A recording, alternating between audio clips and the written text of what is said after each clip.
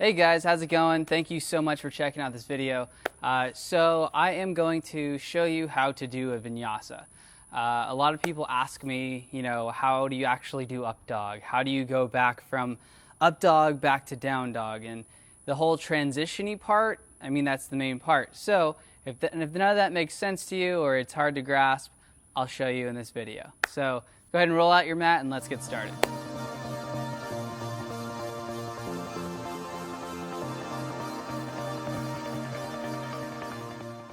First, we'll start off in down dog. So a vinyasa is going from almost any pose, typically from down dog to plank pose, to chaturanga, to up dog, back to down dog. So it's a series of 3 poses that you can start from almost any position. So we'll start in down dog for this one. So step back to down dog. So step your feet back to plank pose first, and then lift your hips up and press back to down dog. So while in down dog, make sure that your hands stay shoulder width distance apart and your feet are hips width distance apart. So your arms and feet are going to essentially not move. They're going to stay in the same position. So you're going to move from you're going to move from down dog to plank, and from plank to chaturanga, and from chaturanga to up dog, and then from up dog back to down dog. So it seems pretty simple, right? But going from plank to chaturanga can sometimes throw people for a loop. So if that's kind of hard for you, just drop your knees, because you're going to come down to a 90-degree angle with your elbows. Drop your knees and then lower down as low as you can without touching the ground and without getting your shoulders past your elbows, and then you can press up to up dog from there. So the intricacies of this are, for one, using your breath, and 2, getting to the right height in chaturanga, and then transferring from chaturanga to up dog. So come back to plank pose, and when you lower down to chaturanga, you want your elbows for sure bending straight back. So if they're going out to the sides, make sure that they bend straight back by rotating your elbows inward like so. And then when you drop down, you want to make sure that you don't drop all the way down to the ground, unless you have to. Unless you don't have the upper body strength to do it, go right ahead. So you'll want to drop down halfway. So your elbows will make a 90-degree angle. And to do that, you'll push forward slightly, drop your shoulders past your wrists like so. Try not to go too low. Get down to halfway.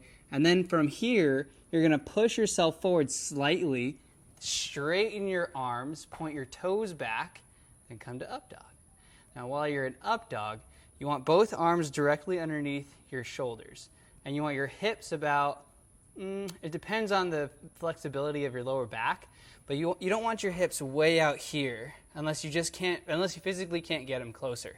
You want your hips about here, depending on your flexibility, but you want to try to get your hips as close to your hands as possible.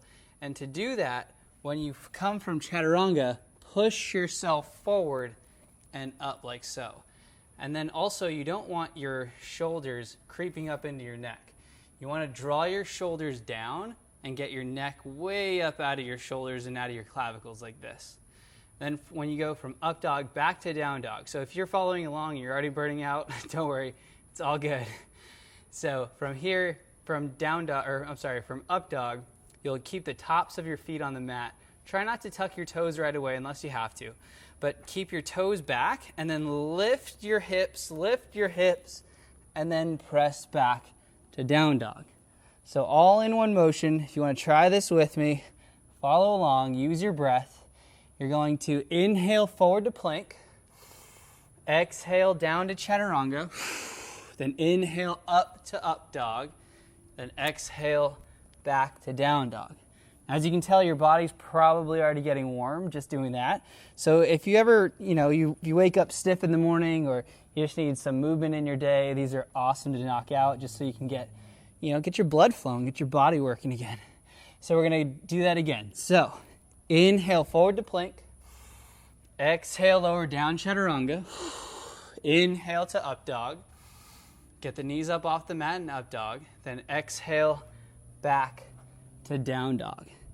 And then from there, you can do that as many times as you want, back and forth, like so.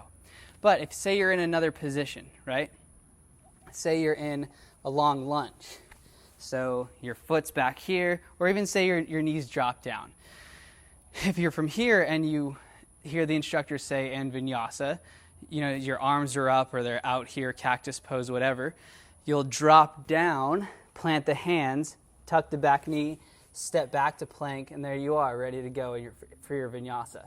And then do your thing. And you can be up, standing up in a high lunge, a low lunge, twisted from Warrior Two, almost anything. You can get as long as you get yourself to plank pose, you can start your Vinyasa. So, there you go. Thanks for watching. So if you have any more questions, you can drop a comment in the comment box. You can hit me up on Instagram at Walter Does Yoga or on Facebook at Walter Does Yoga. And I'd love to hear from you. I'd love to hear what you think. Do what's good for you. Keep doing more yoga. And I hope to hear from you soon.